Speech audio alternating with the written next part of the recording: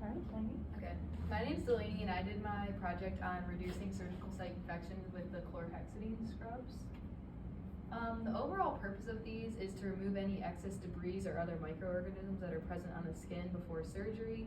And doing this can reduce the overall whole microbial count and inhibit the rebound rapid growth of them.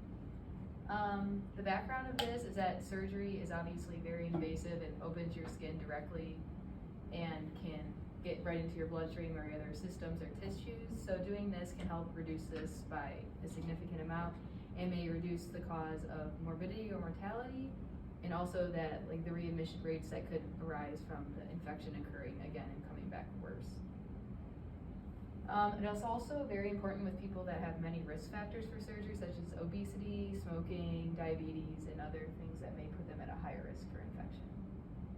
My PICO is in adult surgical patients with performing 3 pre-surgical scrubs compared to 1 surgical scrub lead to lower surgical site infections after surgery. Within Altman, I found that they don't have an actual policy. It's just that they've been told to do this, so they follow it. Like we search through everything, all the databases, there's nothing. They've just been told to do it, so they've been doing it ever since. They started with 1 initially, but now they've moved to 3. So they're instructed to perform 3 with these chlorhexidine wipes, and then they have 1 for each arm, 1 for each leg, and then 1 for the trunk. Within Altman, actually, they are just around the national benchmark of infection rates, or slightly higher. The national benchmark is 1.0. For colon surgery, they're at 1.044, and then abdominal hysterectomies are at 1.101.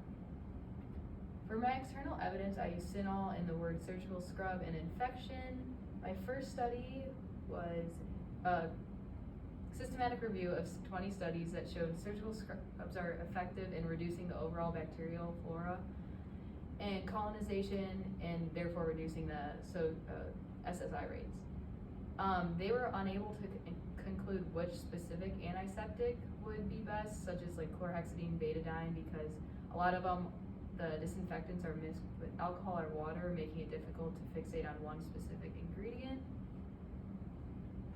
My next one focused more on the different types, focusing on which one was better. This one was a systematic review, found that chlorhexidine was the best agent to prep their skin with, as it was very effective against gram-positive, gram-negative yeasts and viruses.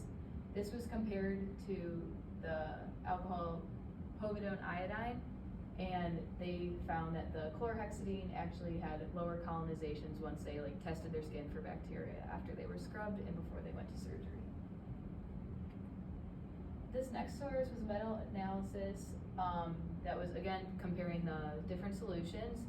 This one found that overall they all reduced them, but there was a lower culture rate with the chlorhexidine group once again compared to the iodine.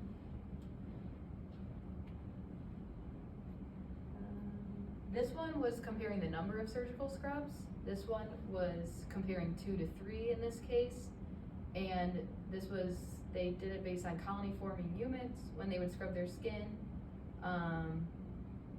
They even saw that some have 0 colony formations once they do it 3 times instead of 2. And the p-value was 0.002 and then 0.003 for 0. And the 0.002 was just for overall decreased amount of bacteria. So that's a pretty significant p-value.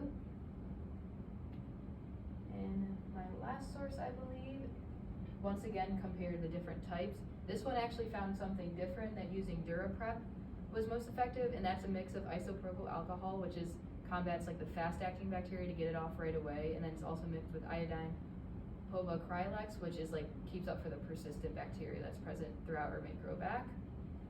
They found that the DuraPrep has almost 3-fold decrease in the amount of rate compared to the iodine, and it overall has the lowest infection rate compared to others.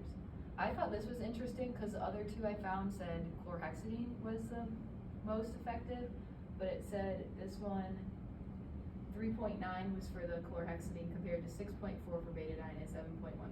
Oh, sorry, reversed. 3.9 for the DuraPrep, 6.4 for betadine, 7.1 for chloroprep. So it's honestly the worst one out of these 3. Internal evidence, my nurse said they've transitioned from one just scrub, just the right before you go. Now it's the night before, the morning of, and then a site specific right before you go. Since they've transitioned to that, they've seen a much higher lower rate of infections, and their numbers have decreased significantly. This was integrated about, they said, 6 years ago.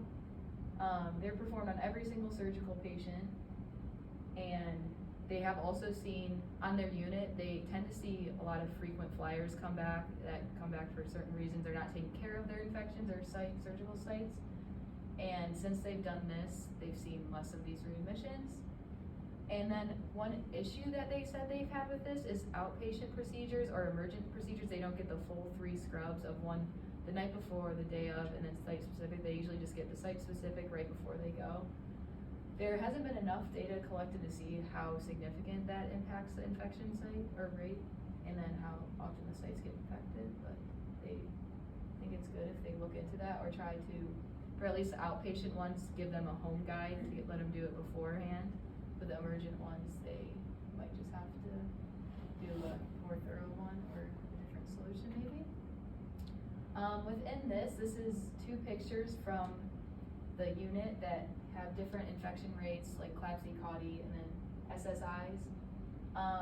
In 2020, they had 0.51, 2021 was 0.74, and their goal for 2022 is 0.73, and they're significantly under that for January and February at 0.47 and then 0.40.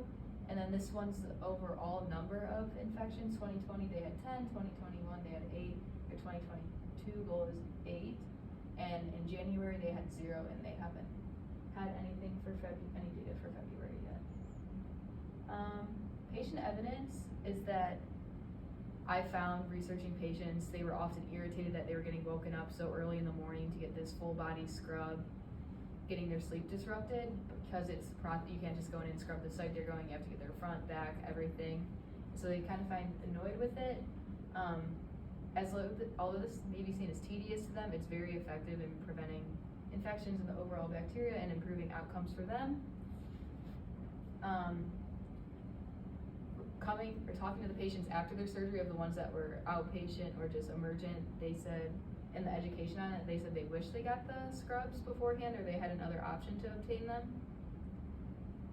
Some ethical considerations there isn't very many, but I think it's autonomy, especially for the patients that are difficult towards obtaining this, just like some patients are difficult in making them take a bath. This is basically like a full body bath, and making them do it, or maybe potentially religious reasons for this particular solution that they're using in it.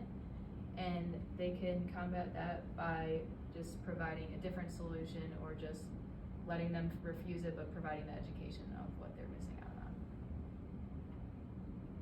on. Overall, analyzing this, I can comprehensively conclude that performing a surgical scrub of some sort is beneficial towards a patient in preventing SSIs, and also the more times it's performed, the better it will be.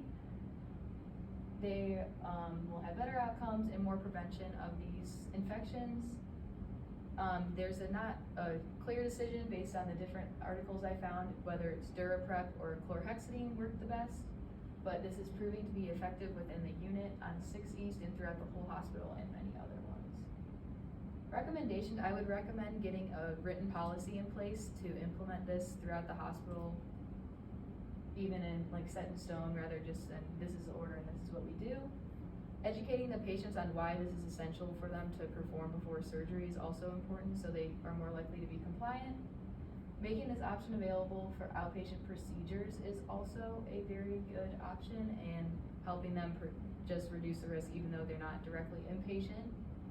And then also, I would recommend trying to maybe do a study within there of the DuraPrep or the chlorhexidine and swabbing to see how many colonies are on each patient to see which one actually works better and if there's a significant difference. Reflecting on this, I realized how important it is to implement these scrubs in as much, because I know baths for patients are often neglected or just they refuse and they just walk away and they don't come back, but kind of suggesting they do this over and over again for their better health is very important. It also made me realize how many microorganisms are actually present on your skin and how often they can persist and come back so easily. And also, post-surgery is just as important as pre-surgery. You have to make sure to keep up with the dressing changes, maintain sterility, and provide the education. And educate throughout their entire surgical process the importance of pre-surgical scrubs, what to expect during and post-surgical scrubs, and what symptoms to watch for after, just in case these do come up. Here are my references. Does anyone have any questions? Good job. Thanks. You guys have any questions?